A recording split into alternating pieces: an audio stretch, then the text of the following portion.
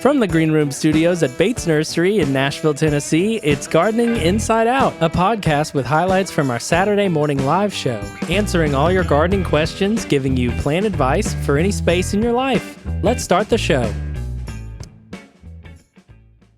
Hello, it's Caroline Gant. Hello, it's Austin Lowen. Hey, it's Tyler. What's up? Hey, guys. Hey. Here again. Just loving this weather again. I know we started off with that all the time, but man. It's the best. The weekend was so good.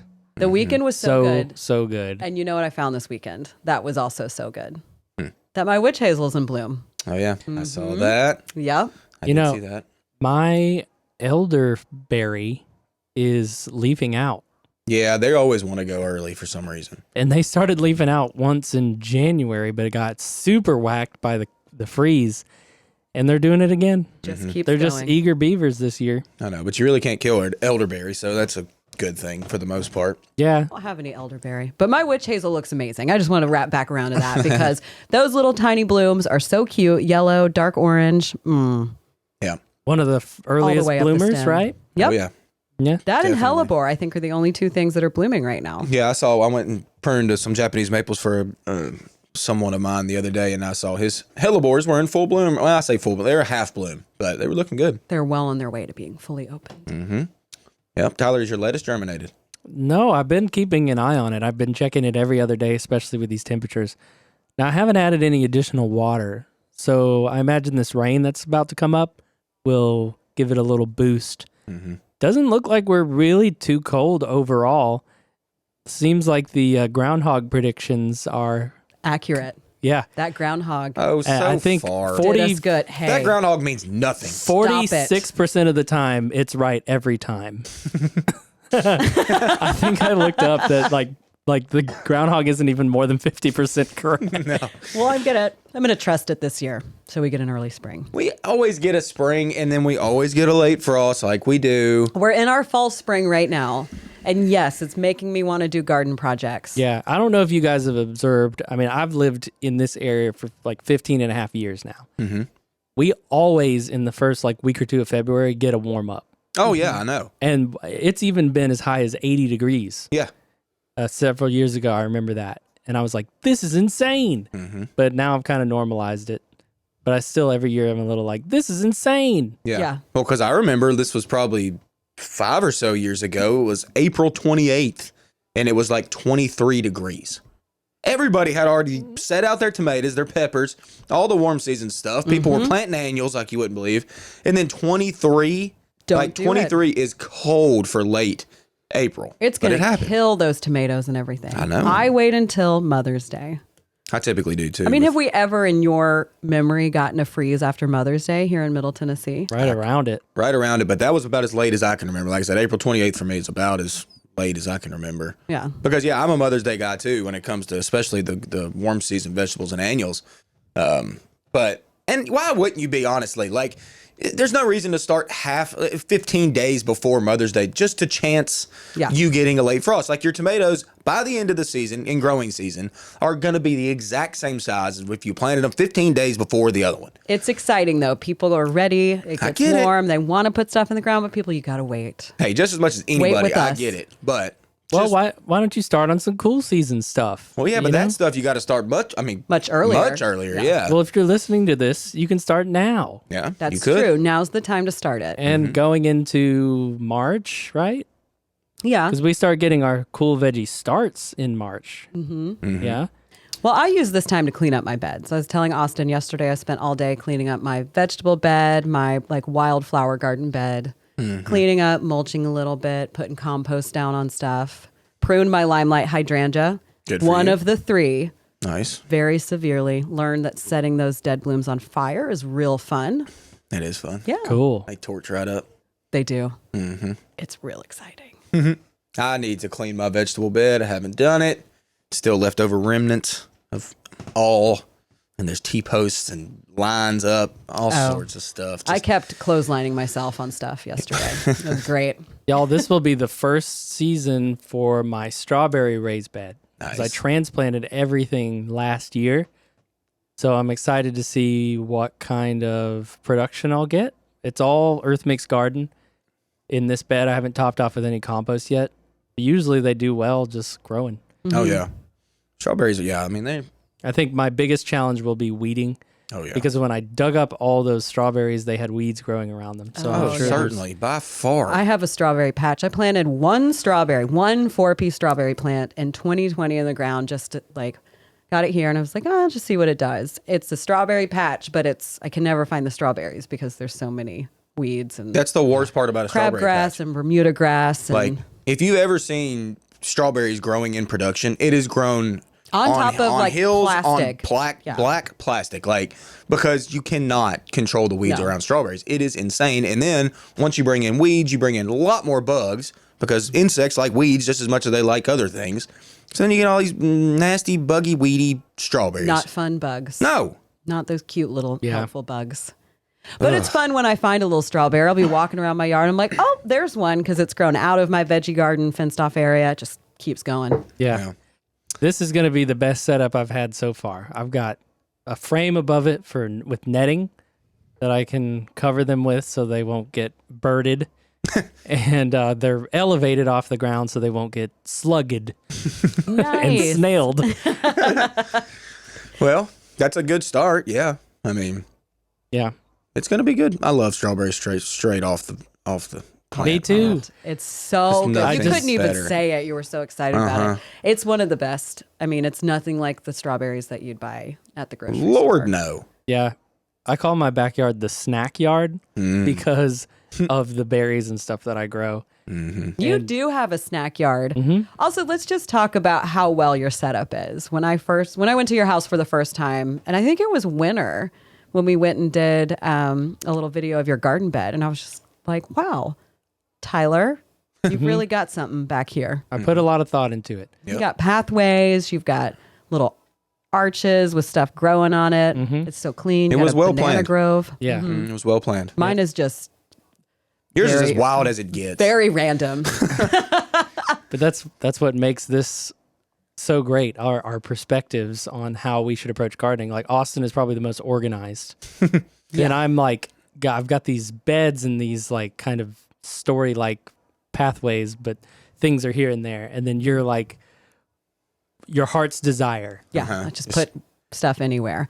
Which, by the way, you're gonna hate this, but I'm about to transplant my Florida Sunshine Elysium. Oh my God. Doing it. Why are you I'm moving moving it. And so it I hasn't need- even had a first winter. And you're gonna sever roots and move it Listen. when it's already struggling. I've learned my lesson where I planted it, and I need to put it somewhere else. So I'm open to suggestions for what I should put. Don't shake your head at me. You should leave All right, it where listeners, you it can't is. see Austin's face right now. I don't want to leave it where it is. It's not going to grow big enough to cover the front part of my porch, which is just concrete, and I don't like how that looks. How do you know it's not going to? Because it looks terrible right now from Right the freeze, now, and if we but- keep getting... Who are you? You understand plants grow. I'm Caroline Zandergant. Thank you. I do understand how plants grow, but you know me, and you know I like to move stuff around. It kills me. You're so I told you were going to be mad. Told you weren't going to like I'm it. actually pretty ambivalent about this. I mean, you know, I've got a second great spot for them. They've grown. You know, I've learned to love them. We've gotten to know each other pretty well. And I said, this just isn't the spot for you. All right. what about that wasn't working? They just don't look right. It's an aesthetic thing for me. Well, right there. that can be it for you in your own garden, dear listener. If you don't like how it looks, transplant it. Then you can move it. Dig it up and move it. You Especially can always move something. this time of year. It's going to start warming up, so this is the better time to do it. Listen, I'm going to send you a picture of it when I get home, and you're going to say, oh, you should move that. And if you have an Austin at home that voices disapproval, just go ahead and do it. Make yourself happy. Listen, the rest of my front bed landscaping looks great. I've got switchgrass. I've got that all gold juniper. I've got pots with stuff in it. I've got boxwood. I've got a quick fire hydrangea. I've got an oak leaf hydrangea on the corner. But then there's these 3 Florida Sunshine Elysium that are right in the middle of everything. I've got a really long bed, and they just don't look happy or great right there. And I don't think they're ever going to look as good as I want them to. You would do the same thing. No, I wouldn't. You never I would would have planted never them. plant Elysium, first off. Oh, Wow, So- now we're getting honest here. And you thought about that for so long. And I remember, like, you were thinking about those spaces. You finally made a decision. You went home and you planted them. And now you're like, I think I'm going to move it. Well, for one, don't talk like that. And I think they'll be fine moving. I think they're going to be great in their new home, which I have one planted in a spot in my backyard, and it's thriving right there, and it needs more. All right. Like Tyler said, you do you. And I will. All right. and Austin will what I'm gonna do? opine. I'm about to dig up some roses. You know what I'm going to do with them? Throw them in the woods. Throw them in the woods. Tired of them? I ain't transplanting them roses. Tired of them. They're going in the woods. So these are the ones that are still in the ground. Yes, they're the ones that you didn't containerize. The one that I put in container is fantastic right now, actually. It still looks really good. Oh, yeah, it looks really good. I mean, it's starting to lose its leaves finally. It took forever for it to lose its leaves. But, yeah, it's starting to drop its leaves like normal. But it's got really chunky stems and a really sturdy growth habit. So that one's really nice. It's just the ones that are in my bed that last year's after the deep freeze we had, they didn't come back from above the rootstock. They came back from below it. So, like I said, they're just these rambling red roses that I hate. And they're not true to type, so they're coming out. But like I said, You I ain't did talk transplanting about them. that. They're going in the woods to die forever. Well, I'll come take them from you, and I'll plant them somewhere at my house. You think How they're about going to that? die forever, but those thorns are going to They're going to take over. They're going to grow back into your landscape. And while you're stomping through your little woods barefoot, they're going to remind you, I used never to be a barefoot. rose. Yeah, I feel like this man never leaves the inside of his house without shoes on. No, always have shoes. Well, that's Always good. have No shoes. hookworm for you. That's right. Good job. Oh, gosh.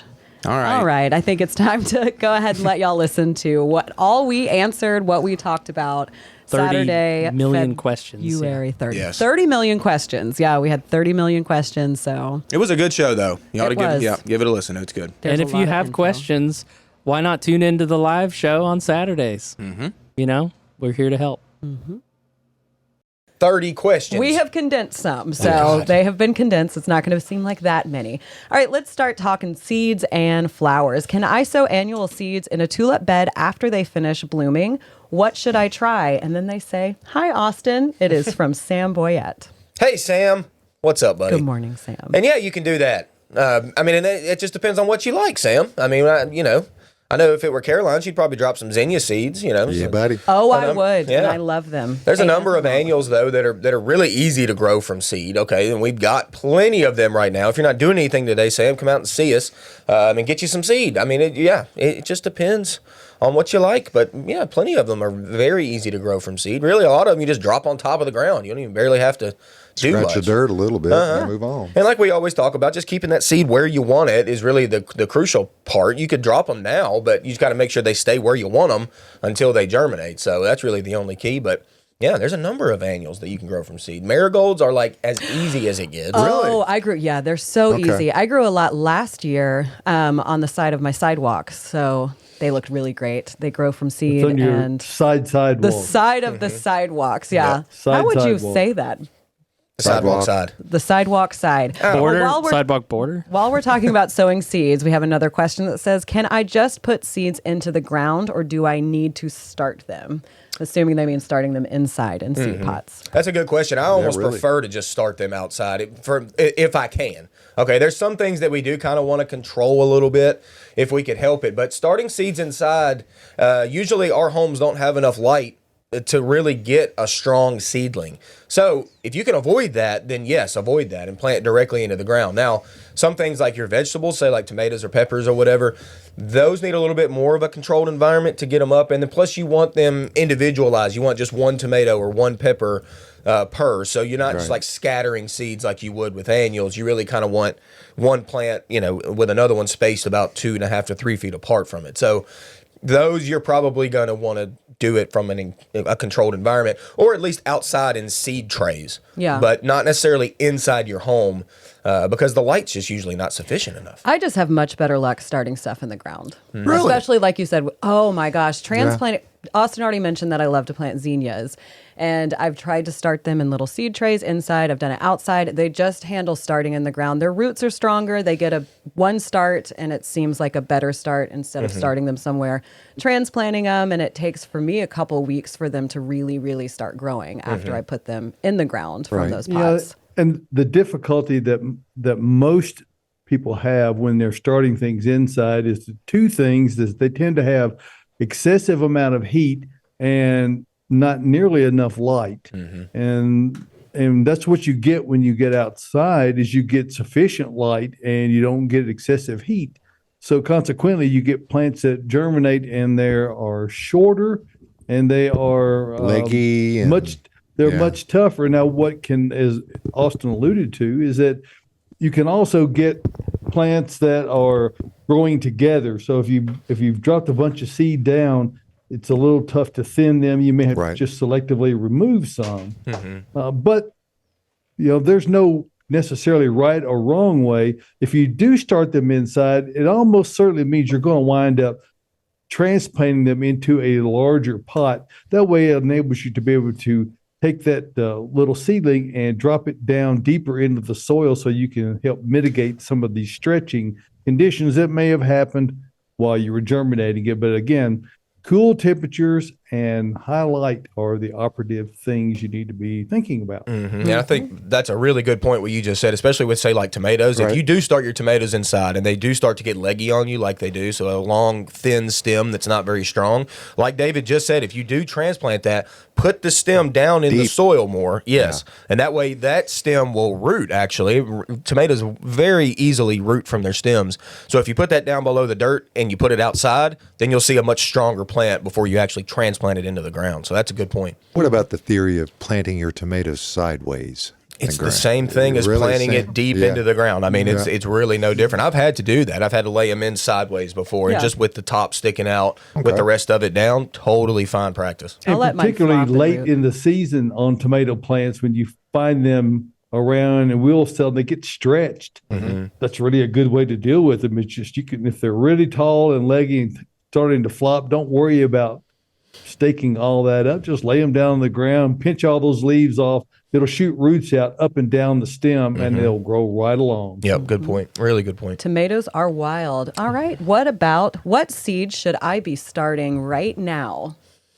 So, probably your cool season type stuff. Okay, if you are going to start inside, if you start seeds outside right now, this weather this week's pretty nice. Things like lettuce, kale, your leafy greens, those things outside would probably germinate with these temperatures that we've got. Tyler recently planted some seeds outside. Your lettuce, is it up? Lettuce and corn salad. No, it's not up yet. Not up yet. Corn salad? So that's what I said. I forget what the actual name. It's an M name. It's an M. It's M-A-C-H-E. Mache. Mache or mache. Yeah. I actually had a friend who had a neighbor who was growing that, and it took over their yard. It was like wild. They'd go out and eat it. They'd share it with her. It's kind of pretty, but it was big. This is in a raised bed, so it's got borders. So it's got those borders. When it comes to like warm season type stuff, y'all, we're still just a touch early. You typically are going to start that around March. That way it has a good 6-week period to kind of grow before we get to that middle of April kind of planting time. Right. So avoid that so far. But most of your other things, especially inside, you can get some things started. And then like we said earlier with our annual flowers and even perennial plants and seeds, you could get dropped now. As long as you keep them where you want them, they will germinate when time's ready. All right. Any plants I can put on my front porch planter right now. The cold killed my violas. Oh, really? Really? Yeah, it didn't get mine. I mean, it kind of got the top of them a little bit, but I was actually looking at them last night. I doubt they're dead, actually. I know. I doubt it, too. You might have no flowers on it. I mean, the cold really took the flowers out of mine as well. I need to deadhead them. I'm being lazy on that. But the plants are fine, so that's kind of odd. I will say, if you want to get another couple months at least of flowers, we're bringing in some pansies this week, so that'll be the first color that kind of comes into Bates.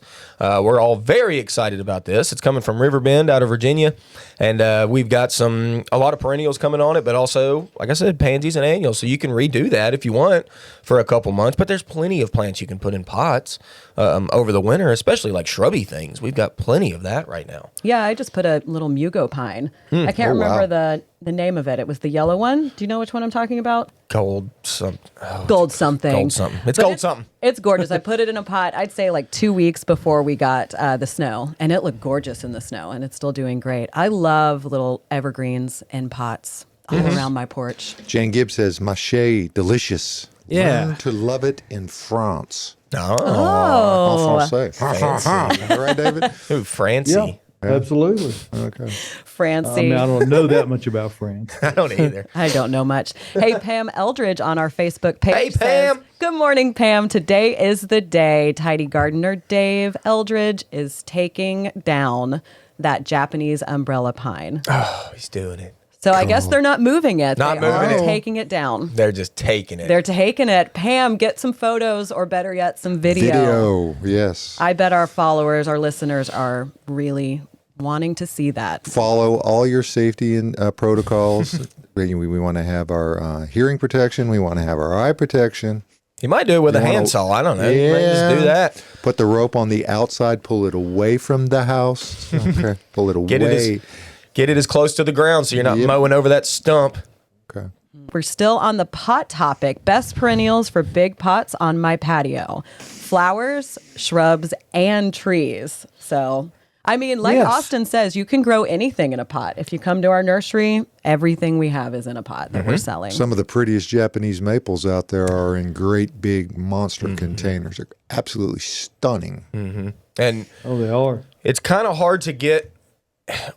I don't know if they're wanting to do all this in the same pot. I mean, it's kind of hard to Right. get a tree, shrub, and perennial flowers in the same pot. Well, but they said big pots on my patio. Okay. So I Well- would think multiple. the biggest key is whenever you're doing this is that you start big and then work small. Okay, so get the thing you want in there that's going to be big first, and then what we brought in the studio today, which Caroline will talk about in a little while. But like these red twig and yellow twig dogwoods, like they're kind of cool. Like red sticks over the wintertime with like a area around that to plant other things. Is a cool idea. And we typically don't put like perennial plants in pots all that much because they do go dormant for the most part over the wintertime. Now, there's a couple exceptions, and Caroline certainly knows this. She uses heuchera a lot, and she uses heuchera in mixed containers a lot, and it's a really good foliar plant. It shows a lot of its foliage in reds and purples and chartreuse greens.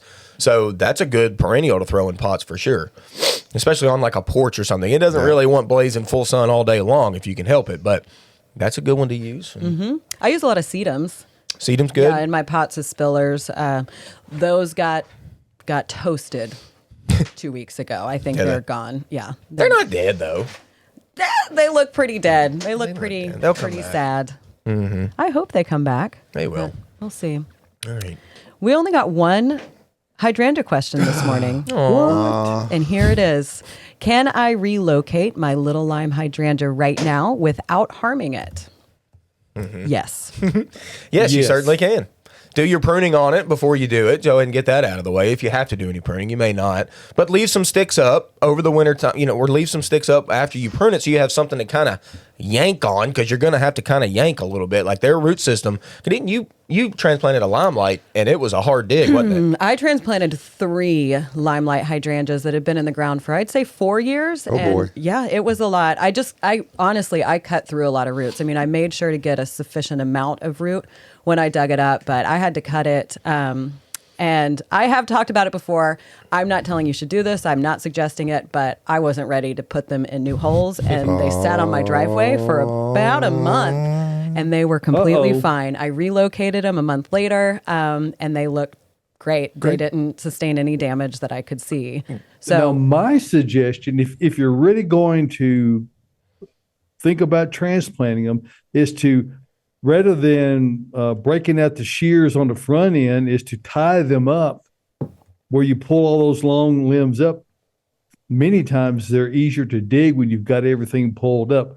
Admittedly, it can be a little tough to get those limbs all together. And if you're not experienced at it, you might have to have some help to kind of wrap your arms around it and pull them together. But if you tie them up get the limbs pulled up, you can dig it a whole lot easier, and it's a lot easier to manage and move. And then when you get it in the ground into the spot that you're transplanting it to, you can cut it loose and then trim it back as much as you want at that point. Right. And you're good to go. So Might give you a better idea about how far to space things too if you had that. And it's in its bigger Right. state before you do Right. so.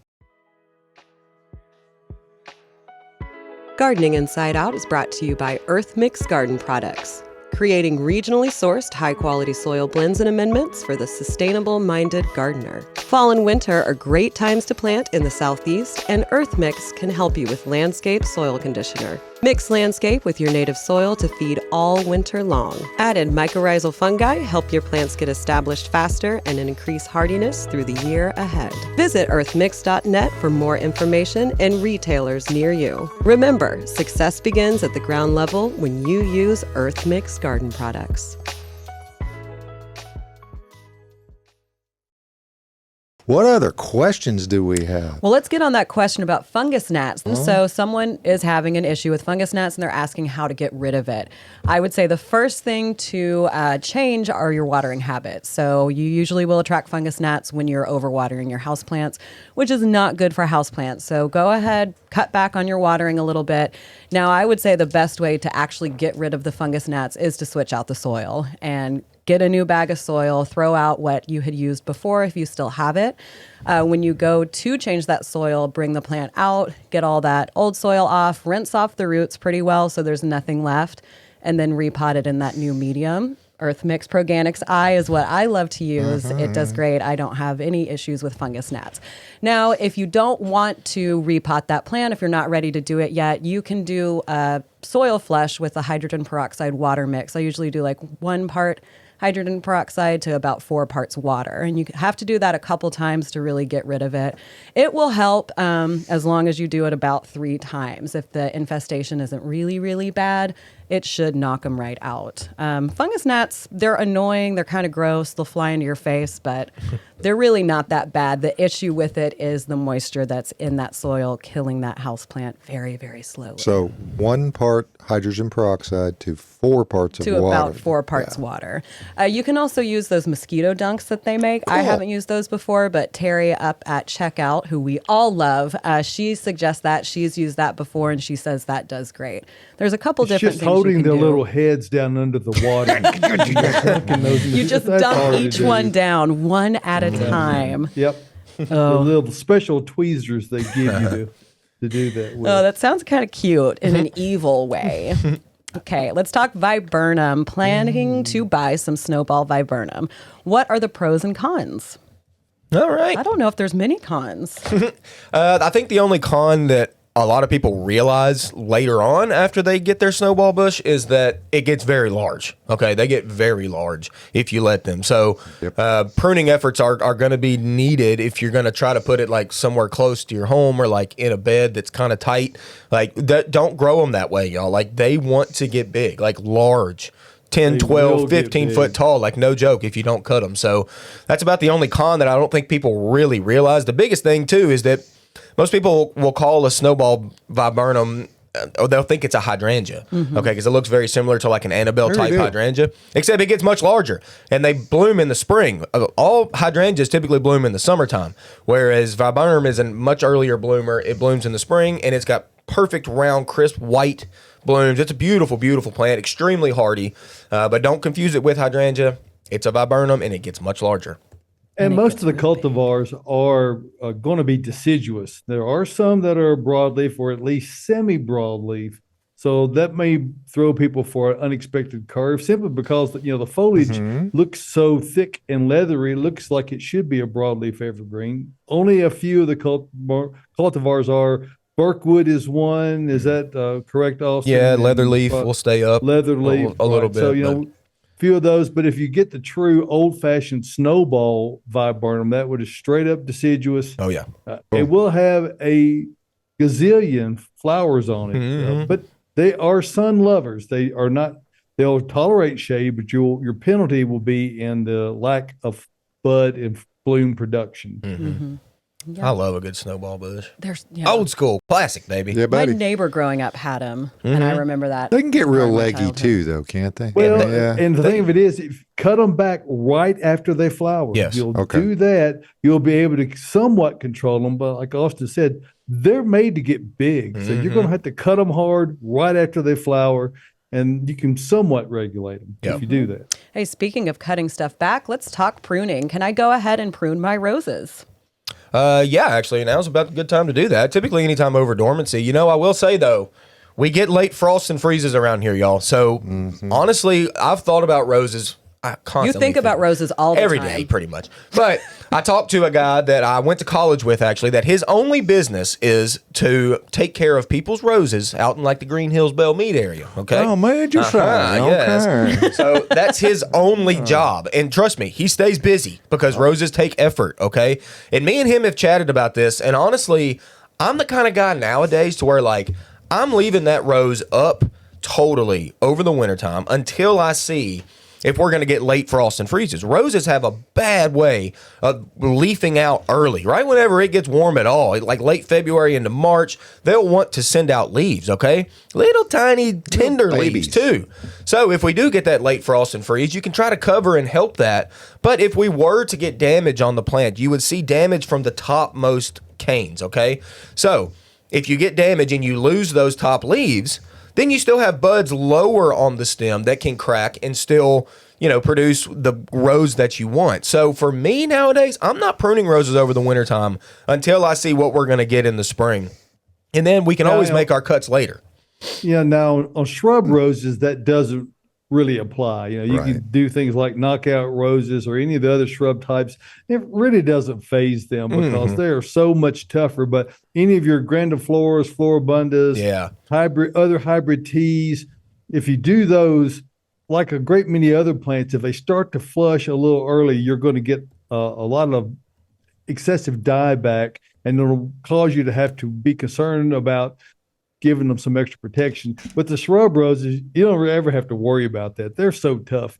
They're almost bulletproof. They laugh at the frost. Yeah, like you're totally right about that. I was talking about the fancy roses, but you're right. Shrub roses, you can get those back in check, especially knockout. Oh, my knockout. I cut on whenever I want. Yeah. And if you don't, they'll like the take over. viburnums, they'll get away from you. Oh, my knockout got wild. Or you'll wish they would get away from you. They'll get so big. Yeah.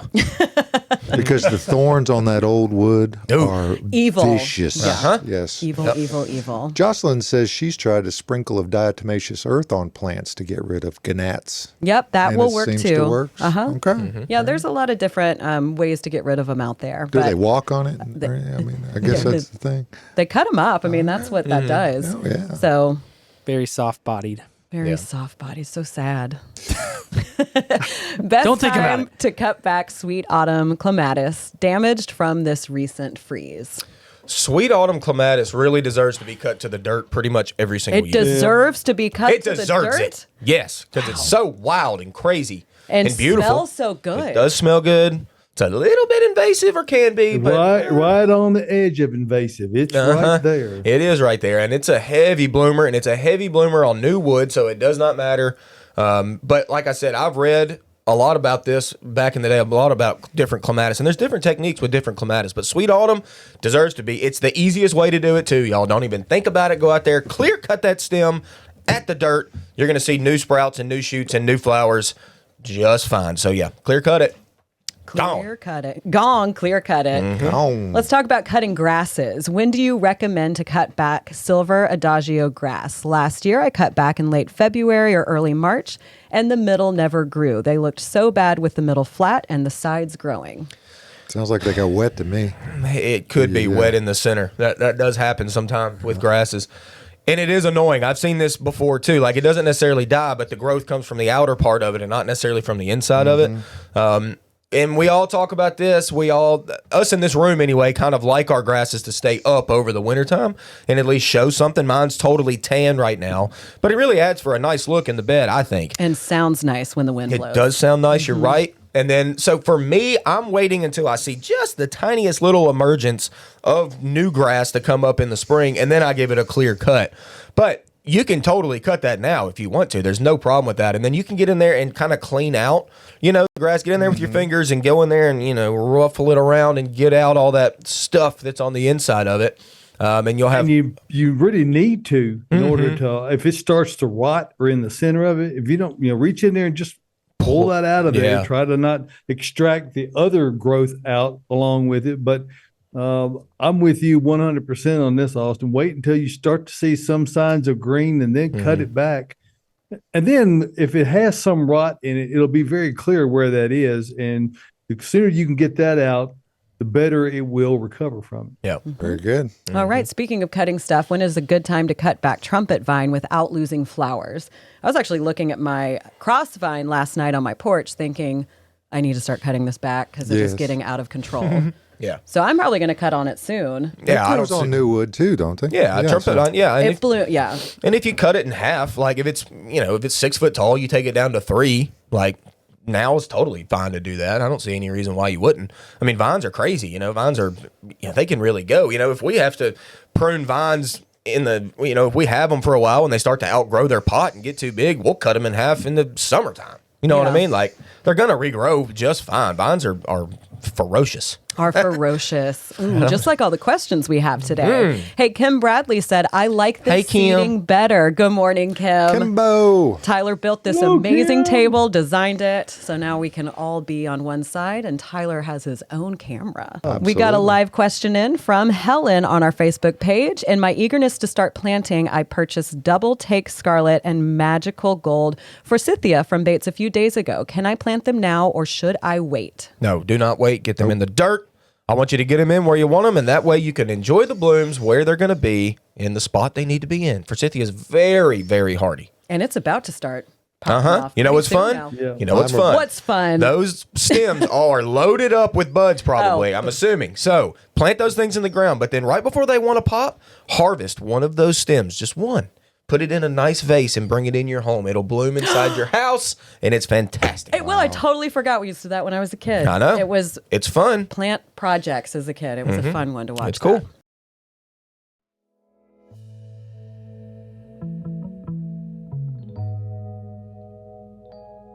Additional support for Gardening Inside Out is brought to you by Bates Nursery and Garden Center, a third-generation nursery located in Nashville, Tennessee, and 20-time recipient for Nashville's Best Garden Center, offering the widest selection of new arrivals for fall, like specimen conifers, Japanese maples, and pansies in nearly every color. Open year-round, minutes from the heart of Nashville in beautiful Whites Creek, Tennessee. Browse their selection online anytime at batesnursery.com.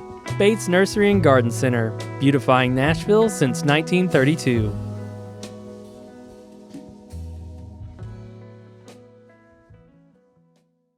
Hey, Very nice. Pam is headed this way. We're about to see Pam live at the Pam's coming nursery. Oh, Pam, we're excited. Be safe. Colin wants to know, did the Nandinas keep the color all year long? No. No, that's just a winter color, yeah. No, Colin. They always show some color, yes. Yes. But in the spring, they're going to crack green and then have that red undertone behind that. So it's almost always, like, I've never actually seen one this red. Like, I don't know. These were grown. I can't remember where they were grown. Maybe Connecticut. But either way. But they always show at least a little two-tone effect. Firepower's been used for years. I mean, and it does stay small, really, without a trim. 30 by 30 is what they're saying is Yeah, max. so, inches. yeah. Yeah. Yeah. Yeah, not 30 feet. Nandinas, for the record, are considered to be a semi-broadleaf. So those that have been out in the gardens here, if they got covered with snow like these Firepower here could have certainly been, they held the foliage. But if they were exposed to the elements like a lot of upright growing Nandinas, they would have dropped a lot of that and maybe had some dieback. So you get a variety of looks during the various seasons with Nandina, but they do not stay the same all year long, which is part of their interest. What You'll get wonderful green, you fall get red, color, you though, get- man. Golly Yes, Moses. what?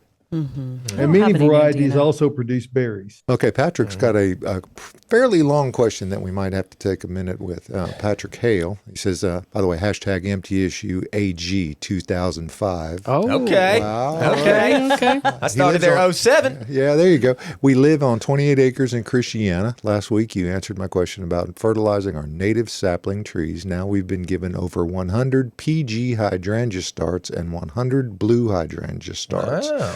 What is the perfect environment for these? We have an area that gets the northern shade along a forest line. Also, deer And will the deer feast on these? Certainly. Readily. Yes, they will. Be a buffet. Unfortunately, they will. But you got strength in numbers, so that Yes. at least helps you out a little bit. Right. Along that wood line where you've got some shade, that's where you're going to put your blue ones. Okay, Right. those do not want a full sun environment all day long whatsoever. Okay, so that was along a wood line is probably a great spot for your blue ones. When it comes to PG, that is a paniculata hydrangea, which is old school. I mean, that one is old. But it's still Paniculata grandiflora. and it's a great plant, really still a good plant, and you want to put that in as much sun as you can give it, to be quite honest with you. Now, can it handle a little bit of shade? Certainly, but Won't give you what you if need. you can give it as much full sun as you can, that would be preferred with that one. But That's good for you, man. You are planting some stuff. Yeah, that last name Hale is pretty good when Yeah. they have it MTSU too. Yeah, there you go. All right. Our Facebook page is hot right now. Yes, it is. Barbara says, my Nandina came back from last year. They are even prettier. They are prettier this year Yeah. than they were last year, but Nice they and lost all their healthy. foliage and they cracked new stuff. It was awesome. Sometimes they just got to get whacked and then they're a little bit happier. All right. Last year, you sent out a helpful message that gave us a heads up about spraying our arborvitae. Would you remind us when the best time to spray them, what pest we need to protect against, and what product to use? All right, arborvitae is the biggest pest by far is bagworms. We all probably know about bagworms now. They look like little tiny ornaments hanging from the tree. Tiny I had some ornaments. guy tell me that one time. He said he thought they were ornaments. Anyway, they're little They bags do look like ornaments. that hang from the tree. Yeah, and we're going to get that starting to spray on those. You know, in the spring is totally fine. Father's Day activity. There you go. right, Father's David? Day activity. Yes. And anytime you can hand pluck these bags off of the plant, it's just better if you can. And you can squeeze them. You can squeeze them. Yeah. Take them off, Gross. put them on the ground, stomp them. Gross. No. Yeah, the number 2 pest is spider mites, Yeah. of course, and that's true with pretty much all conifers. If they will attract one of those, if they'll attract bagworms, it can also be susceptible to spider mites. The difficulty with spider mites is that they're less apparent, Yes. much less apparent, and you almost have to take a piece of paper and stick it into the foliage and smack down on the foliage above it to dislodge what Spider looks mites. like little periods on the. I mean, they're so small, Not you commas, cannot periods. see them. Yeah, so like a number 12 font, 2 times Roman Yes. period. So anyway, So but specific. the same treatment will help get rid of one as the other, and at the same time. All right, we've come to our Malia section of the Okay. show that we got a lot of questions on. We're going to Bum, get to a bum, few of them. Is it okay to keep maidenhair ferns by a window in the winter? Mine seems angry with a lot of brown right now. Welcome to the club. Maiden ferns inside in the winter are pretty angry, and it's mostly a humidity issue. If it's a south-facing window, I'd say it's getting too much sun. But if it's a north-facing window or even east-facing window, that should be just fine. You can add a pebble tray, which just means get a saucer, put some little rocks on it, put some water in that, set the plant on top of it. It'll get some humidity. Or if you have a humidifier, keep it near that. All right, what's the best mulch for promoting soil health? How do pine nuggets and pine straw rate? Take it away, David. Well, they're both very attractive. They smell great. Yes, But as for a far as while. a true mulch goes, you really cannot do better than the brown natural hardwood mulch. It's a shredded mulch, and it breaks down into the soil. It really helps to improve the soil greatly, and it stays in place, which is really the litmus test of whether a mulch does what it's supposed to do or not. You want it to hold moisture, you want it to break down and go into the soil, and that will help give some control over weeds. So as far as true mulching goes, I would say just natural brown hardwood mulch. Malia, you do have some great questions. Yes. Let's talk about walnut trees. So she's asking, if you cut down young black walnut trees, will the roots left still kill other plants in the bed? How long are they toxic? Yes, they will still produce juglone for a while, or it will be in the soil at least for probably a number of years. I Yeah. don't know the exact time when it gets released, but I bet you a decade. probably least. I would think, yeah, depending on how big the tree is. Okay, but good news for you is there's a lot of plants that are resistant to juglone, and we can help you out with that and not get you things that are going to be real susceptible. You know, I wouldn't put your tomato garden right up underneath Right, that for but sure. your sapling, it's going to depend upon what the caliper on the sapling was to determine where those roots were. Too, Yeah, right? exactly. I Yeah. mean, if you have a tiny little tree, you're not going to Yeah. have much root development. You know, if you have like I do, I've got a big 50-foot walnut tree that's, huge. Yes. It's going to have a network of roots that goes pretty extensive. So, Really yeah, get a kinda- stump grinder in there, grind everything out the very best you can. Get rid of then that. excavate all of that chippings out, all of it. Scratch it out and put soil back in there, and then wait because it's still going to be a while. still gonna be a Those while. things will help shorten the duration that the juglone stays in. Because sometimes I've seen walnut trees get cut back and then sucker Right back up. tremendous. Oh yeah. So if you don't really work it aggressively, eradicating them, they'll be back. Yeah. I have one on my fence line that's on my neighbor's side for his cattle fencing, and he keeps cutting it down. It's probably the third time since I bought my property that he cuts it down, it starts coming back, and it grows so fast. All right, she's got a question about a house plant. I need a tall 4-foot plus house plant for a low light corner space. What do you recommend? Dracaena or Sansevieria? Those are going to be your best. So snake plant, mother-in-law tongue, and then some people call Dracaena corn plant or dragon tree. Those are going to be great. They're low light, very low maintenance, low water. They can thrive in a space that gets indirect light. As long as there's a window in the room getting some sort of natural light, or you have supplemental light, it will be just fine. So those are my two favorite ones. All right. What are the growing conditions needed for a huge money tree? I can't seem to make mine happy. Wow, Austin's got one that he's had for years. Well, she's got an angry money tree and she's got an angry fern. What's going on? She's got some Come mad on, Molly. plants right now. Come on, man. I think what's going on is wintertime. I mean, house plants tend to suffer a little bit in the winter. Some of mine try to go dormant. Money trees, they can handle less sun than you would think. So it could be that you have it in a spot that is getting too much sunlight. That could be your Austin, issue. how or too would much you water. describe your money tree in a word? Money. Okay, there you go. I've had it over a decade. Y'all would not believe how dry it is It's right now. money. Come on. And it is money. Have- It's fine. That thing is easy. It's easy if you leave them alone. Leave 'em people. alone. Yeah. Like, golly, too much water. With any house plant, they just hate it. Yep. They do. So check where you have it, check your watering. Yours never really gets direct sunlight, whether it's the winter or summer, right? No, it has before, but one time I moved it out from the from the house because I know how tough money plant is, so I wasn't really all that worried about it. I moved it out into direct sunlight. Within 2 days, immediately sunburn as bad as you could imagine, just white. All the leaves went white, almost just totally. And I was like, whoops, I put that in too much sun. So I knocked off all the leaves, cut it back, and then it acclimated, and it actually lived in a nice full sun environment outside during the growing season.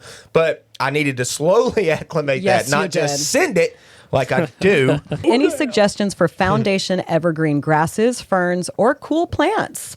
Evergreen grasses. All we sell is cool plants, baby. Well, she said ferns. There's that arborvitae fern that we were looking at the other day. I think I might take a couple home this weekend. The autumn fern, still a bestseller by far, really good fall color. What's the fern I grow?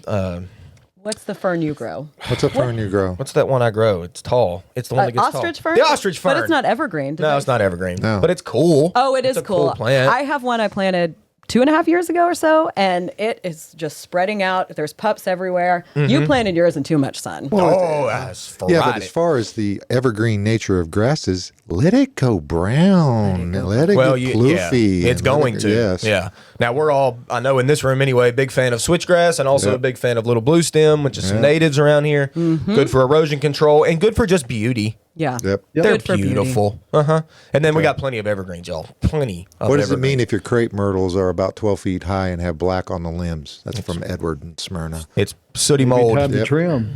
Yeah, trim that back as much as you can to get rid of the black stems because it's really hard to get rid of those black stems unless you climb a tall ladder and like literally remove it with your hands. So do some Pressure pruning on that washer. thing. Yep, a They'll little. come back, Edward. It's from probably aphids or scale, Edward. If last year you probably had insects and you just didn't really know it. So keep an eye out for that. Last year, a lot of bugs on crepe myrtles. I noticed a lot. Yeah, it was a buggy year for those, for sure. Right, what kind of plants for a shady front of the house bed, preferably that blooms? Hosta, a steel bee. Yes. Hossa, astilbe, heuchera. Heuchera. Those have, they don't have big blooms, but they're They got tall, they're great kind of foliage. wispy, they've got great foliage, and their bloom spikes are fantastic in a cut flower arrangement. They last for a long time. You know what else? Anemone. Anemone. Yo, Yes, I've check got out some of that. anemone. It blooms when like to nothing else is. It kind of blooms the same time as like asters. It's and a mums. later bloomer. Mine did not bloom this past year because my husband went to town with the weed eater around Great. that garden bed as well. Nothing would make me more furious if I came- waited all year for it to bloom and then nothing. I was pretty disappointed. That was I went through a decade of resentment against the Department of Transportation back in the day when Interstate 440 was lined with forsythia and flowering quince. Oh yeah. Oh, I remember that. Through mid-February every year and cut them back to the ground. I mean, days before they would bloom. And it would just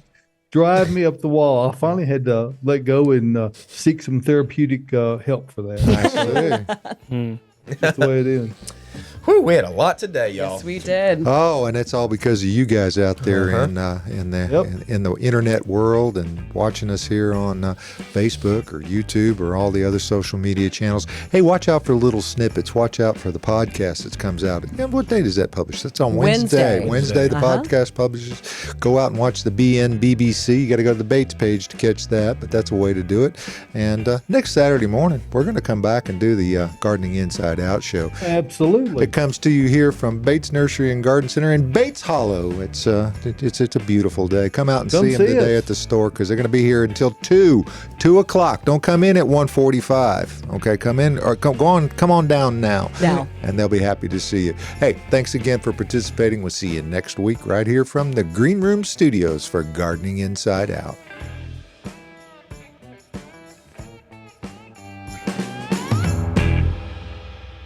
Thank you for tuning into the Gardening Inside Out podcast. If you're looking for more information or more from your hosts, don't forget that we have a live Saturday morning broadcast, 8 a.m. Central Time on YouTube and Facebook. You can also follow us on our Instagram channel. That's @Gardening Inside Out for more posts, reels, and in-depth dives to topics and things we've discussed on the show. If our content resonates with you, consider giving us a follow, like, and subscription on all of our social media pages. See you next time.